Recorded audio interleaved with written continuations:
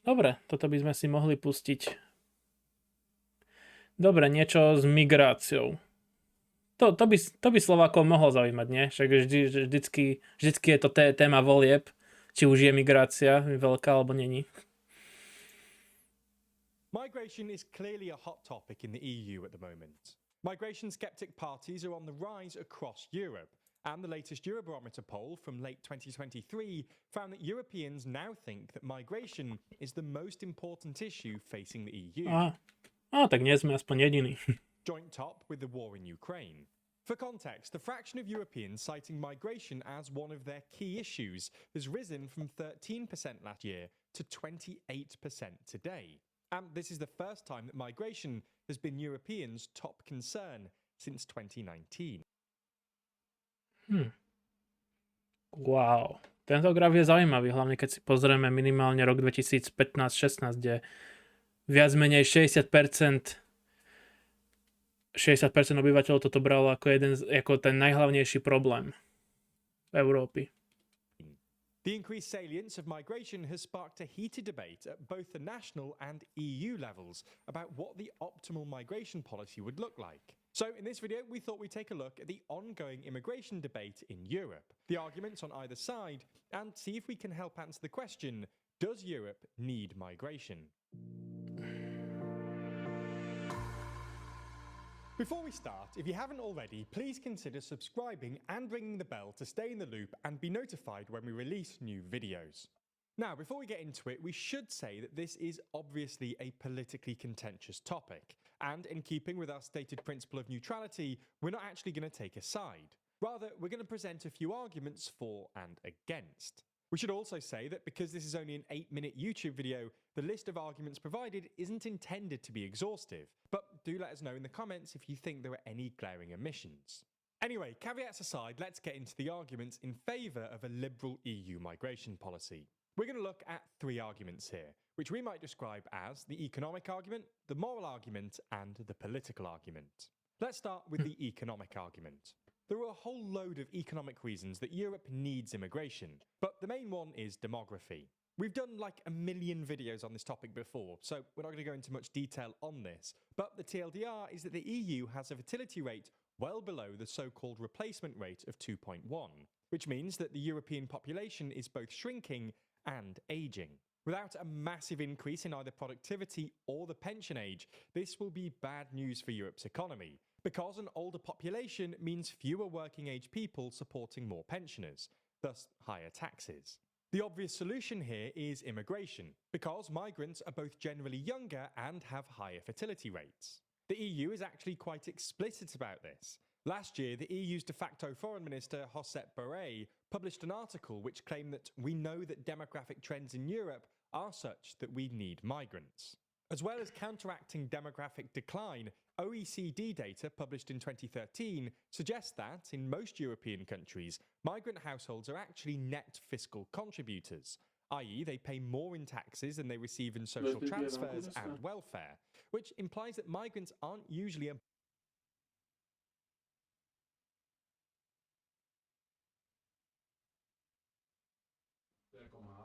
No, to je strašne málo.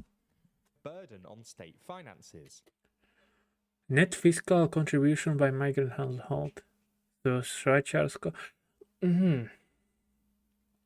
Zaujímavé, že Slovensko je v negatíve. To je... Dobre, toto musím uznať, toto je celkom zaujímavý graf, že či vlastne je migrácia pre štát výhodná, čo sa týka akože, čo sa týka fiskálneho pohľadu, že či vlastne migrant dá viacej do štátnej kasy, ako z nej berie.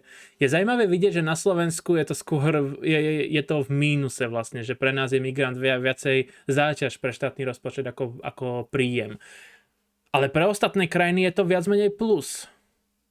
To by ma zaujímalo prečo. Čo sa týka Švajčiarska, to ma až tak moc neprekvapuje, lebo ja predpokladám, že do Švajčiarska väčšinou, akože neviem, ako to je s migráciou mimo Európskej únie, ale hádam, že do Švajčiarska idú hlavne z krajín Európskej únie a z Ameriky a vo všetkých vyspelých krajinách, tak tam hádam, že tam tá fiskálna časť, akože čo sa týka tohto argumentu, že akože pro imigrácie, tak tam by som aj hádal, že to bude vysoké. Ale že Slovensko je v mínuse, akože Nemecko, Poľsko, Francúzsko a Írsko je v mínuse. Čím by to mohlo byť? Že máme tak zle nastavený sociálny systém, alebo že máme tak štedrý sociálny systém? No to by... Skúsim sa nejaké porovnať.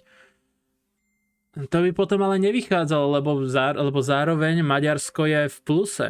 Zároveň aj Norsko, a to vieme, že sú celkom štedré krajiny, hlavne čo sa týka nejakej prorodinnej politiky. On to our second argument, the moral argument.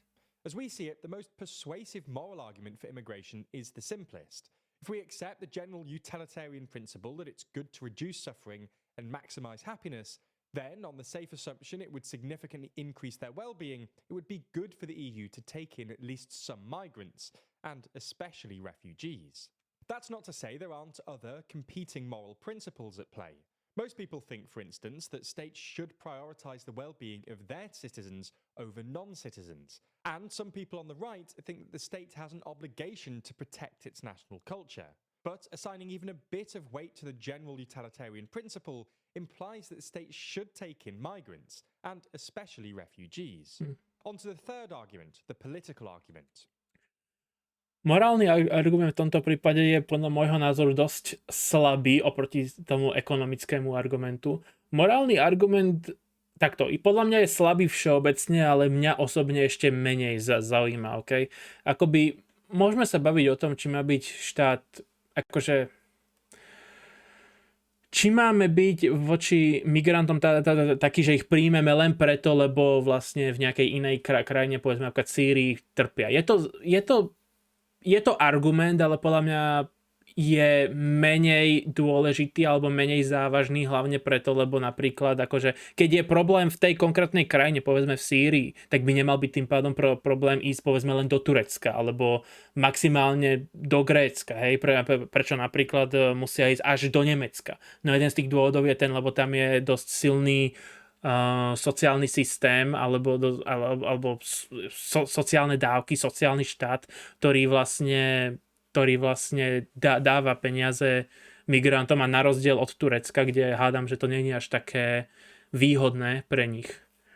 Čiže tam je za mňa ten morálny argument trochu slabší. Samozrejme, rozdiel by potom samozrejme bol, že keby sme my brali migrantov priamo z tej krajiny, odkiaľ pochádzajú. Čiže povedzme v Sýrii, že by sme dali dobre, teraz príjmame 10 000 migrantov za tento mesiac, tak Sýričania doma záujem príďte a potom my si vybereme. To je už zaujímavejší argument, ale to je skôr bližšie k ekonomickému argumentu než morálnemu, lebo väčšinou štáty si vyberajú potom tých migrantov, ktorých potrebujú. Napríklad v slovenskom prípade by to boli povedzme zdravotníci alebo zdravotné sestry. Čiže... Essentially, liberal immigration policies can increase soft power and help advance foreign policy aims. The most well-known example of this was the United States' Cold War open door policy for people fleeing communist countries, which simultaneously discredited the Soviet Union and improved American soft power. But okay, to som aj nevedel. From Turkey, which significantly increased immigration from several Soviet republics, including Azerbaijan, Georgia, Russia, and Ukraine after the Cold War. This significantly strengthened Turkey's relations with all these countries, and in turn allowed Ankara to exercise outsized influence in the region. For instance, Turkey emerged as the primary mediator in the early weeks of the Ukraine war, and was a key player in the recent Armenia-Azerbaijan conflict. In Europe, Angela Merkel's open-door migration policy during the 2015 refugee crisis is a big reason that Germany is hugely admired the world over. And the EU's substantial migration inflows demonstrate that, whatever its flaws, Europe is still perhaps the most desirable place to live in the world. More recently, by liberalising visas for Ukrainians while restricting them for Russians in 2022, the EU was able to advance its foreign policy goals of supporting Ukraine while isolating Russia diplomatically. So there are the three arguments for a liberal European migration policy. Ten politický argument je veľmi zaujímavý, lebo som ho nikde nepočul a to by bolo lepšie sa do toho pozrieť bližšie. Ale asi dáva zmysel, prečo som ho nikde nepočul, lebo pochybujem, že politik by vravel, že potrebujeme mať viacej migrantov, aby sme mali väčšiu soft power, aby sme vlastne mohli tlačiť na ostatné krajiny, ktoré pre nás, akože aby pre nás to bolo viacej výhodné. To není dobrý argument, čo sa týka získavania voličov. Čiže väčšinou sa používa buď ten morálny argument, alebo ekonomický argument, ale politický argument sa moc nepoužíva. Podľa mňa teda. V živote som o ňom teda nepočul. Aj keď môže byť pravdivý. Policy. On to the arguments against it. Again, we're going to look at an economic argument, a moral argument, and a political argument. Starting again with the economic argument. Proponents will argue that migration is an unsustainable stopgap for Europe's demographic crisis, and that even if migration is on average net positive in fiscal terms, some migration is nonetheless fiscally negative, and an optimal migration policy should select against this. A study published in the Netherlands late last year, for instance, found that only migrants on work visas and students from Europe, the US, Australia, Indonesia, and Japan were net fiscal contributors. It's also worth saying that even if migration doesn't significantly strain state finances, some data suggest. Tak to by potom vysvetľovalo to, že prečo napríklad v Švajčiarsku alebo v tých iných bohatších krajín vlastne tam sú imigranti väčšinou net pozitív pre rozpočet, lebo väčšinou tam teda prichádzajú z týchto bohatších krajín a práve naopak na Slovensko pochybujem, že prichádza veľa migrantov z Ameriky alebo z Japonska alebo z Austrálie na Slovensko. To by potom aspoň vysvetľovalo ten graf tým pádom. High levels of migration can suppress wages, although the impact is apparently pretty minimal, with a 2008 study finding that a 1% rise in the share of immigrants reduces average wages in that sector by about 0.6%. 0.6%? Dobre. Je aj takto, jasné. Čiže v sektore, ktorý je povedzme 100% Slovákov a zrazu by sa zvýšil počet migrantov pracujúcich v tom sektore o 1%, tak priemerný plat by klesol o 0, priemerne by plat klesol o 0,6% podľa tejto štúdie. Rozmýšľam 0,6. To není až tak veľa teraz, keď si to nejak dávam dokopy. Počkaj, povedzme, že by bol 1000 plat. Dobre, pri 1000-ovom plate by sa mzdy znížili o 6 eur? O 6 eur. To není až tak veľa. Úprimne som čakal, že to bude práve že vyššie. Second, the moral argument. While very few people dispute that developed countries should take in at least some refugees, proponents of restrictive immigration policies argue that it would be more ethical and perhaps sustainable to support and invest in developing countries to address the causes of mass migration. This was the thinking behind Italian Prime Minister Giorgia Meloni's announcement of 5.5 billion euros in development loans and grants for Africa last month, which she apparently hopes will reduce migrant flows across the Mediterranean. Third, the political argument. To je zase ale tiež pravda, lebo totiž keď my si bereme z týchto krajín, povedzme to tak odborne tretieho sveta, tak vlastne títo migranti, väčšinou čo si my potom bereme, sú práve že tí vysokoškolsky vzdelaní a tí práve že dôležití pre našu ekonomiku. Lenže problém je v tom, že aj tých vysokoškolákov, ktorá tá krajina vyprodukuje, už aj tých málo, tak tým odídu, aby vlastne odišli do západnej Európy, aby potom tam niekde pracovali za vyšší plat. A tým pádom sa tá krajina až tak moc dobre neposunie. Alebo neposunie sa akoby ďalej, čo sa týka nejakej vyspelejšej ekonomiky, lepšiemu zdravotníctvu, školstvu a podobne. To je minimálne mne to dáva takto, keď si to teda takto prezentujú zmysel. Essentially, while liberal migration policies can be a conduit for soft power, they can also be exploited by bad actors. This is what happened in 2010, when Libyan leader Muammar Gaddafi threatened to flood Europe with migrants unless it sent Libya at least 5 billion euros. And more recently with Russia and Belarus, who've both tried... To sa nedá počúvať? Tak odíď. Akoby keď ťa to nebaví, tak kľudne môžeš ísť preč. Ja ťa tu nedržím.